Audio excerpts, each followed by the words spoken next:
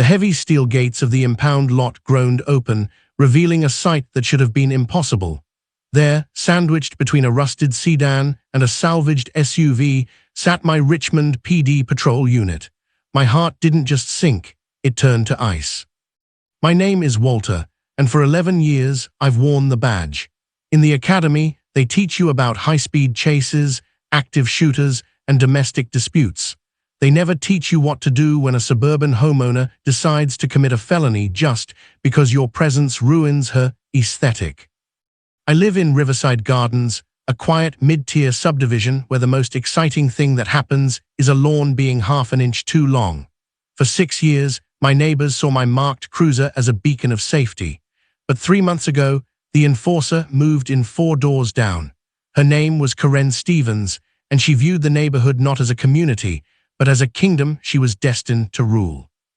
It started with a neon yellow sticky note on my windshield. Commercial vehicles are prohibited in private driveways. Relocate this eyesore immediately. I laughed it off. A Ford police interceptor with a light bar, city seals, and police emblazoned in reflective vinyl is many things, but it isn't a commercial vehicle. It's a government-owned emergency asset. I ignored her. Then came the second note, typed and laminated. Final warning. Compliance is not optional. The HOA president has been notified. I didn't realize that in Karen's delusional mind, she was the HOA. On a Thursday afternoon, after a grueling 12-hour graveyard shift, I woke up to an empty driveway.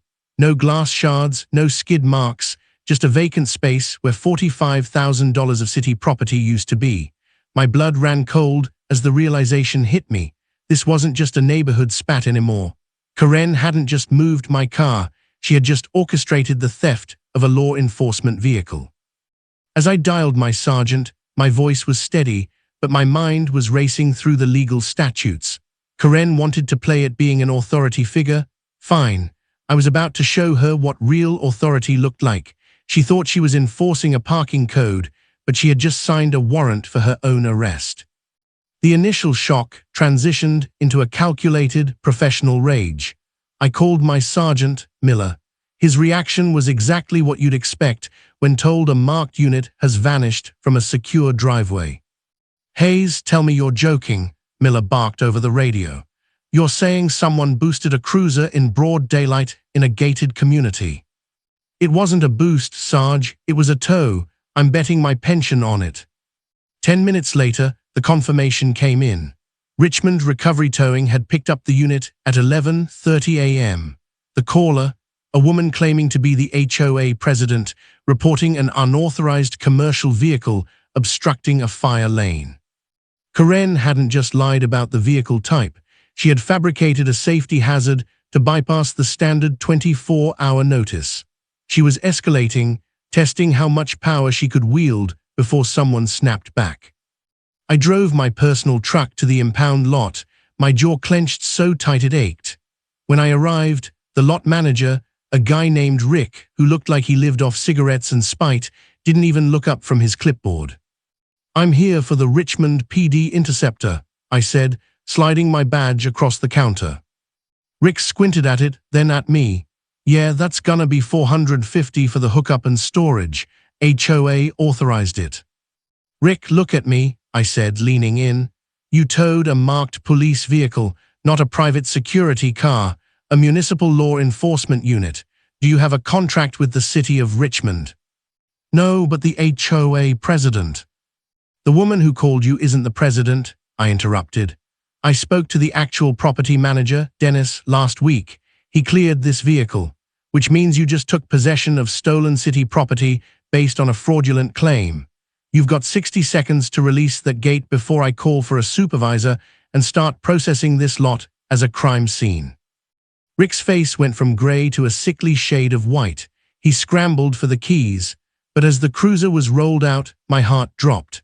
The tow driver had been sloppy, the front valance was cracked, and the heavy-duty push bar was misaligned, likely from being winched at a sharp angle. I took high-resolution photos of every scratch. Every bit of damage was a separate line item in a future restitution order. I drove the unit back to my house, parking it exactly where it had been. Within minutes, I saw Karen's curtains twitch. She was watching. She thought she had won a round because I'd had to go get it. She had no idea the chief of police was already being briefed. The next morning, I was in Chief Daniels' office. Daniels is a man who values two things: the department's budget and the safety of his officers. When I showed him the photos of the damage and the towing receipt, he didn't scream. He got very, very quiet. "Officer Hayes," he said, tapping a pen against his desk, "a civilian used a private contractor to seize a police asset. If this were a firearm she took from your porch, she'd be in handcuffs already. Why is she still in her house?" "We are building the intent, sir. Detective Lawrence is on it." "Make it fast," Daniels replied. "I want her to understand that the city of Richmond does not pay for her hobbies." For the next week, it felt like the world was stalling. I was back on patrol, but every time I pulled into my driveway, I felt a surge of adrenaline. Karen hadn't stopped. In fact, she seemed emboldened.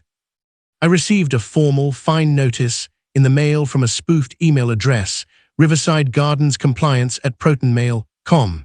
It demanded $1,000 in recovery fees and threatened a lien on my house.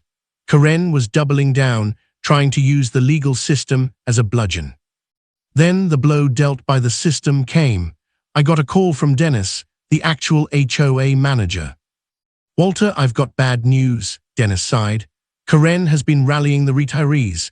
She's convinced a vocal minority that having a militarized vehicle in the neighborhood lowers property values and invites elemental crime. They're holding an emergency vote to change the bylaws specifically to ban emergency vehicles. The board is feeling the pressure." "Dennis, she committed a crime to get that car towed," I argued. "I know that and you know that, but until there's a conviction, she's framing this as a concerned citizen protecting the neighborhood. The local news is even sniffing around. They love a homeowner versus the state story." Suddenly, I was the villain. I saw neighbors who used to wave at me now looking away. I heard whispers at the mailbox. Karen had successfully flipped the narrative. She was the brave woman standing up to government overreach. At the station, the atmosphere shifted too. Some of the older guys started teasing me. "Hey, Hayes, you get your car back from the impound yet? Or did the HOA take your badge too?" It strung. My professional reputation was being eroded by a woman who spent her afternoons measuring the height of her neighbor's hedges. The low point came on a Tuesday evening. I was getting ready for my shift when a process server knocked on my door. Karen was suing me in small claims court for harassment and emotional distress caused by my refusal to follow community standards. I sat on my porch, looking at the summons, feeling completely defeated.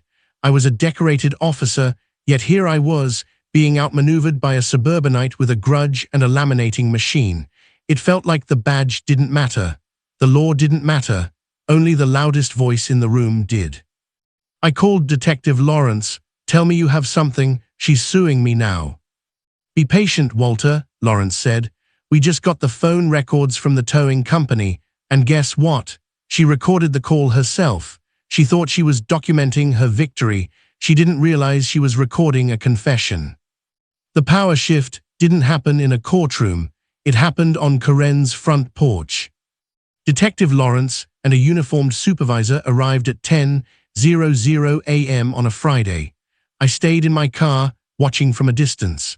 Karen opened the door wearing a Neighborhood Watch polo shirt, looking smug, until she saw the handcuffs on Lawrence's belt. "Miss Stevens," Lawrence began, his voice booming so the neighbors could hear. "We are here regarding the incident on the 14th.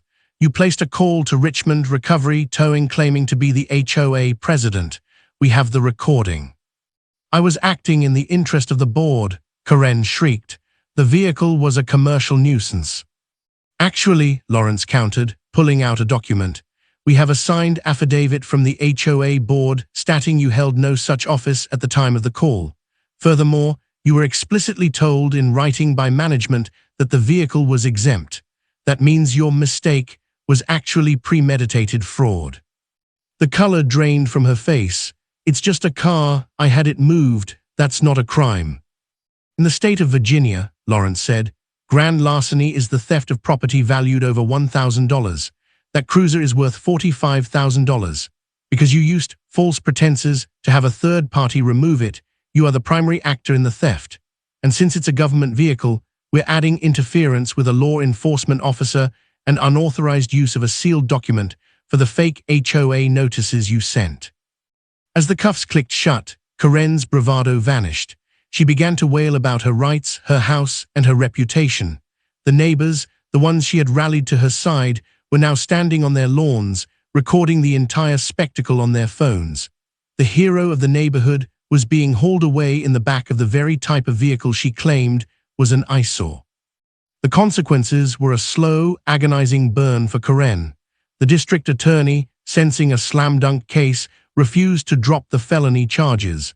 They wanted to send a message: you don't touch city assets. During the discovery phase, it came out that Karen had done this before in her previous neighborhood in North Carolina, towing a nurse's car and a veteran's truck. She was a serial harasser. This time, however, she had picked a fight with an entity that had a bigger legal budget than her.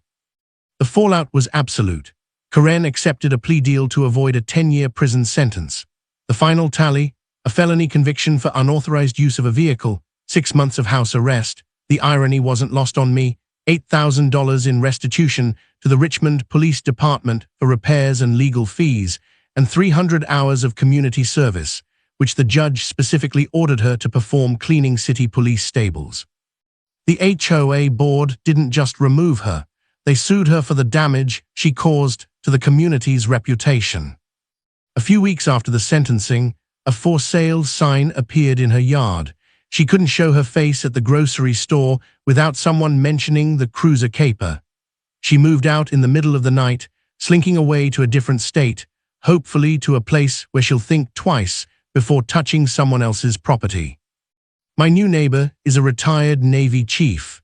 On his first day, he walked over while I was washing the cruiser. He looked at the slight scuffs on the bumper that the body shop couldn't quite buff out and shook his head. "I like the car, officer," he said with a grin. "Reminds the local speeders to behave. If anyone gives you trouble about it, you let me know." I still park in the same spot every day. The cruiser is more than just a car. It's a reminder that the law applies to everyone, even the woman with the loudest voice and the sharpest clipboard. Karen tried to use the HOA as a weapon, but she forgot one simple rule: the law doesn't care about your aesthetic.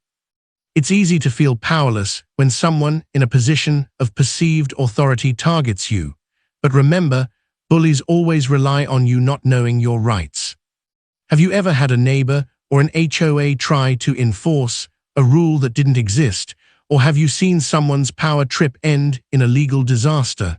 Let's talk about it in the comments below.